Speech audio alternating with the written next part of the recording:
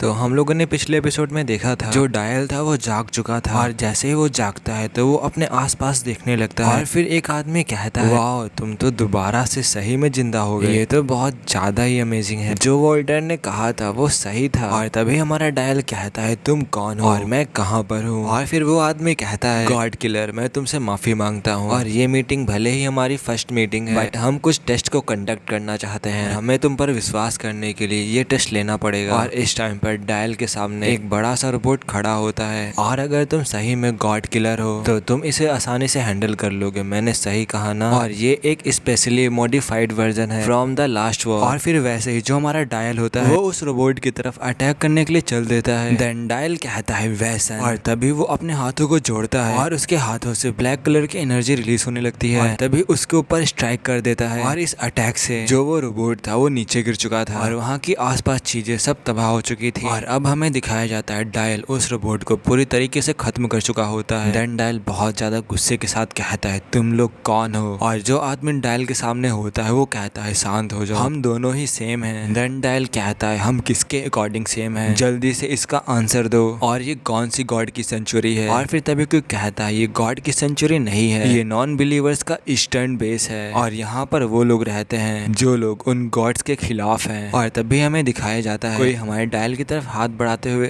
हमारे डायल की तरफ हाथ बढ़ाते हुए कहता है नाइस टू मीट यू, मैंने तुम्हारे बारे में वॉल्टर से सुना था और जैसा कि वॉल्टर ने कहा था तुम उतने ही स्ट्रांग हो और मैं ईस्टर्न बेस के करंट कमांडर हूँ और मेरा नाम हाना है, तुमसे मिलकर अच्छा लगा। और फिर यहीं पे सीन कट होता है, हमें दो लड़कियों के पैरों को दिखाया जाता है जिसमें कि एक लड़के के पिंक कलर के बाल होते हैं और वो बड़ी वाली लड़की को लेकर भाग रही होती है कहीं पर। देन तभी जो बड़ी वाली लड़की होती है वो गिर जाती है और फिर तभी पिंक बालों वाली लड़की उस बड़ी लड़की को उठाती है और देन वो लड़की हाना से कहती है हाना तुम मेरी बात सुनो, तुम जितनी दूर यहाँ से जा सको तुम उतनी दूर यहाँ से भाग जाओ इन सेंचुरीज से बहुत दूर। और तभी कोई चीज उसको हवा में उड़ाने लगती है और वो लड़की बस सही कह रही होती है हाना बस तुम भाग जाओ। और फिर जो हाना होती है वो कहती है आखिरकार एक इंसान क्या ही कर सकता है गॉड की प्रेजेंस में, उन गॉड्स के लिए ह्यूमंस बस एक कीड़े जैसे हैं, तुम उन गॉड से हेट कर सकते हो लेकिन उनसे लड़ने की कोशिश करना वो एकदम बेकार है। भले ही मैं लीडर हूँ नॉन बिलीवर्स की और मैं पहले यही सब कुछ सोचा करती थी पर हालांकि इस इंसान ने मुझे रॉन्ग प्रूफ कर दिया है जस्ट मेरे सामने और अब ह्यूमंस कभी भी पावरलेस नहीं रहेंगे और अगर ये वही है तो हम शायद कर सकते हैं और फ्यूचर में कोई भी इस पर विश्वास नहीं करेगा, उन गॉड से छुटकारा पाना, ह्यूमैनिटी दोबारा से आजाद होगी। और अब हमें दिखाया जाता है जो हाना होती है अपना हाथ आगे बढ़ाते हुए डायल से कहती है मेरा नाम हाना है, मैं अभी ईस्टर्न बेस की करंट कमांडर हूँ और मैं तुम्हारे साथ मिलकर काम करने के लिए बहुत ज्यादा ही एक्साइटेड हूँ। और तभी जो डायल होता है वो उसका हाथ हटाते हुए कहता है क्या ये नॉन बिलीवर्स का ईस्टर्न बेस है और अभी वॉल्टर किधर है। और फिर जो हाना होती है वो कहती वाह इसे अभी ठीक होने में थोड़ा टाइम लगेगा है ना। और फिर दोबारा डायल से कहती मैंने ये सब कुछ पहले से सुना है लेकिन डायल तुम सचमुच लापरवाह हो और नॉट यू और ये मुझे पसंद आया। देन डायल कहता है मुझे जवाब दो, आखिरकार मैं इसे कैसे पहचानूं कि ये नॉन बिलीवर्स का बेस है और अभी वो ओल्ड मैन कहाँ पर है। देन जो हाना होती है वो डायल को कुछ देते हुए कहती है जो सन भाई है वो अभी थोड़ा बिजी है और उन्होंने मुझे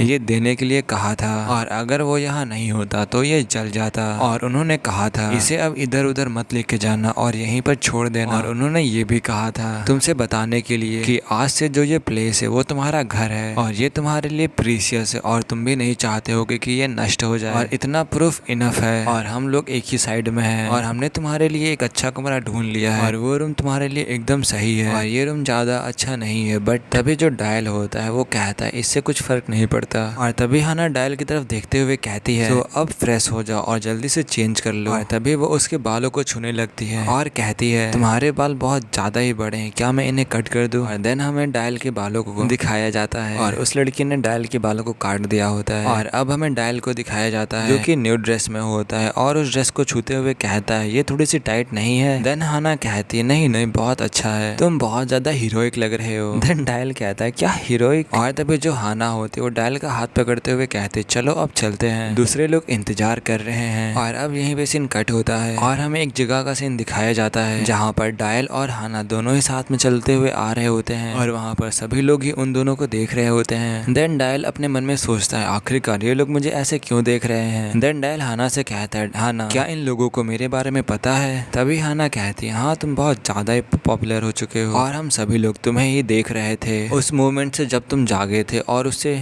फाइट किए थे। और अगर गॉड किलिंग वेपन रियल है तो हमें इसीलिए ये तो देखना ही था। और सभी लोग बहुत समय तक भूल चुके थे हमें यहाँ तक कैसे लाया गया एक साथ, ये अस्पष्ट है और समझ से परे है, लेकिन ये एक अनोखी फीलिंग है। और अब हमें वॉल्टर को दिखाया जाता है जो कि कह रहा होता है तुमने ऐसे व्यक्ति को खो दिया है जिनकी तुम परवाह करते थे और अब तुम ही हमारी होप हो। देन डायल सोचते हुए कहता है क्या होप। और तभी डायल अपने हाथों को देखते हुए कहता है क्या होप नहीं, मैंने साफ साफ देखा है और वो चीज जो सर्व करती है वॉइड को उसने मुझसे कहा था वो वही है जिसने मुझे पावर दी है ये, और वो एक दिन इस पूरे वर्ल्ड को कंज्यूम कर जाएगा, खा जाएगा और मेरे पास भी कोई चॉइस नहीं है उसको पावर को उधार लेने की बजाय। और स्टिल अभी भी इसका मतलब कोई भी होप नहीं है। और तभी जो हाना होती है वो कहती है ग्रेट पावर के साथ ग्रेट प्राइस भी आता है और क्या ऐसा है और तुम्हारा मतलब ये है कि तुम वॉइड से पावर उधार लेते हो। और तभी डायल कहता है क्या तुम्हें पता है। देन हाना कहती है वॉल्टर ने मुझे बताया था जब ये वर्ल्ड ऑलमोस्ट खत्म ही होने वाला था, पर तुम ज्यादा परेशान मत हो, जो वॉइड होगी वो दोबारा से कभी भी अपीयर नहीं होगी। और क्या तुमने नोटिस किया हमने तुम्हारे हार्ट में बॉम्ब प्लांट कर दिया है। और फिर तभी हाना उसके कंधों के ऊपर हाथ रखते हुए कहती है तो अब रिलैक्स हो जाओ और अब कभी ऐसी सिचुएशन दोबारा से नहीं हो आएगी। मैं ये मेक श्योर करूंगी कि ये एकदम ही नीट और टाइडी हो। और क्या अब तुम समझ गए। तभी जो डायल होता है वो भी कहता है ठीक है ठीक है। और देन वो अपने मन में सोचता है क्या मुझे ग्रेटफुल होना चाहिए इसके लिए, और अगर कुछ वैसा होता है 2 से 3 बम लगा दिए हैं सेट कर दिए हैं तो इसीलिए तुम इसके फेल होने के बारे में बिल्कुल भी मत सोचना। और अब जो डायल होता है उसकी बातें सुनकर के अब पक चुका होता है और कहता है ठीक है मैं समझ गया और अब चुप हो जाओ। और तभी जो वो लड़की होती है वो एक बटन को दबाती है और वैसे ही उनके सामने का जो डोर होता है वो ओपन हो जाता है। और अब वो लड़की डायल से कहती है हम लोग इसके बारे में कभी बाद में बात करेंगे और फिलहाल अभी हमें गॉड को कंट्रोल करने में फोकस करना चाहिए। और अभी से एक हफ्ते बाद द डिवाइन फेट यूनिट का फर्स्ट ऑफिशियल ऑपरेशन शुरू होने वाला है। और जब ये डायल सुनता है वो कहता है क्या